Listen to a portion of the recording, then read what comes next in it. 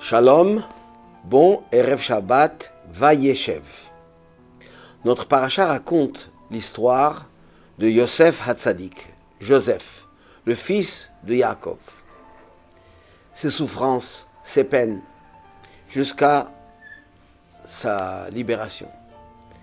À l'âge de 17 ans, il est vendu par ses frères. Après avoir vécu des moments merveilleux, au sein de son père Yaakov, il enseignait la Torah, il s'occupait de lui, il donnait les vêtements qu'il faut.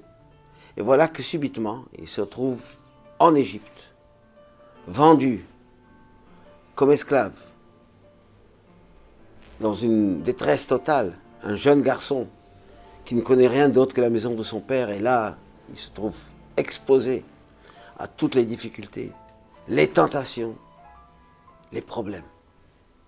Quelqu'un d'autre serait peut-être désespéré, ou peut-être serait mis en colère, peut-être il serait rebellé contre sa foi.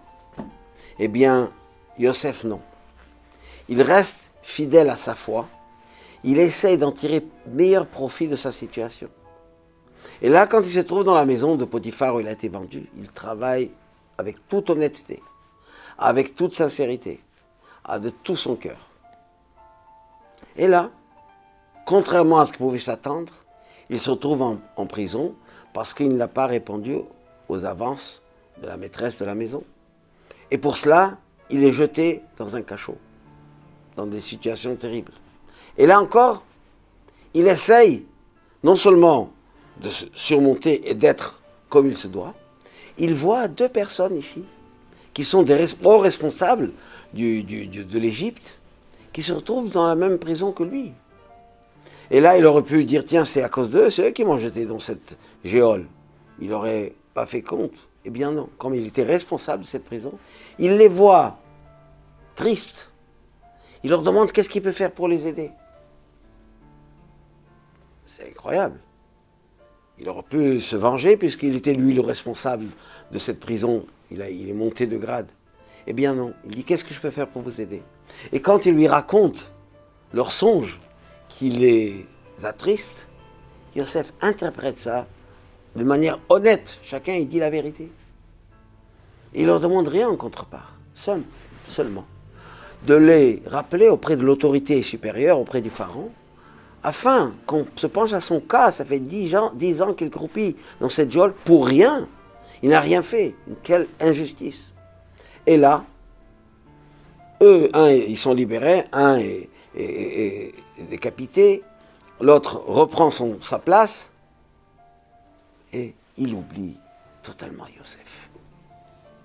Et là, il reste encore 2 ans, jusqu'à ce qu'il interprète le songe du pharaon, qu'on va voir la semaine prochaine, où il va retrouver sa place. Et là, une fois que Yosef prend le pouvoir, on pourrait se dire, bon, il va se venger contre tous ceux qui lui ont fait du mal.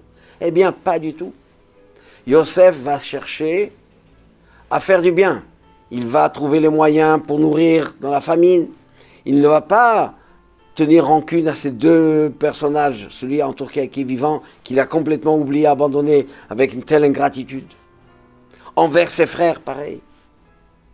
Yosef est celui qu'il essaye de ramener l'autre. Quand Rachel l'a nommé Yosef, elle a dit Yosef li ben Acher. Qu'un autre enfant vienne. Elle n'a pas dit ben Sheni, je voudrais un deuxième fils. Elle a dit je veux qu'un autre devienne Acher, devienne Ben. De rapprocher ceux qui sont loin, par l'amour, par la gentillesse. Des fois, ça demande beaucoup de travail, beaucoup d'efforts. Efforts sur soi, ne pas être rancunier, ne pas se venger quand on a tous les pouvoirs de le faire. Et au contraire, on apprend de Yosef comment rendre du bien, même pour ceux qui nous ont fait du mal.